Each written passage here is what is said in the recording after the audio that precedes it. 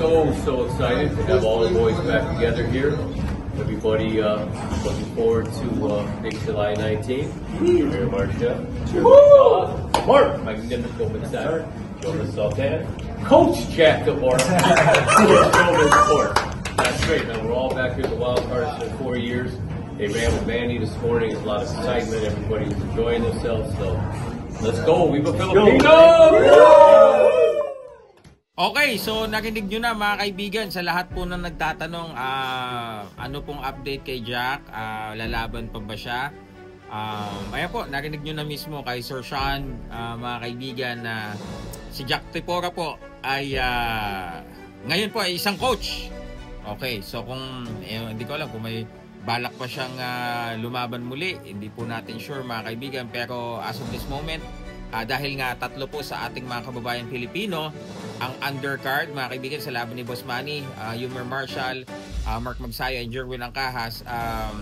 As of this moment, Jack Tepora will be acting as sa one of the coaching team mga kaibigan. At syempre, nandyan din pala si Jim Well, no? May hiwalay po tayong content coming from Sir Manny directly mga kaibigan, stating that yun nga, mga undercard sa kanya, lahat halos bata niya sa MP Promotions, Yummer Marshall, Mark Magsayo, Jerwin Angcahas, and his son Jimwell Pacquiao. So there will be 4 Filipino as an undercard na mga Team MP, at syempre yung isa pa niyang boxer na si Pitbull, undercard din. So yun mga kaibigan, ano, 5 ba?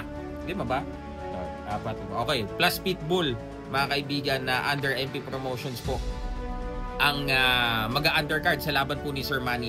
So ito po ay pambihirang pagkakataon mga kaibigan. Naging posible po yan dahil ang presidente po ng Manny Pacquiao Promotion ay si Sir Sean Gibbons po, at siya din po ang matchmaker ng cards po dyan mga kaibigan. So yung iba po hindi na-appreciate yung ano ba yung na idulot na impact ni Sir Sean Gibbons sa atin. Before po mga kaibigan, it will be really hard para maipasok ang isang Pilipino sa undercard ni Senator Manny. That time, kung naaalala nyo po, sila Bernabe Concepcion. Yan yung mga ilan lang sa mga naisasali dati, o di kaya naman si ngayon ay coach ng si Rodel Mayol. Yan yung mga naisasalang dati. Meron pang isa si Edinson Sona, kung di ako nagkakamali, nailagay din yan ni Sir Sean sa isang undercard sa laban ni Sir Manny. Sino pa ba?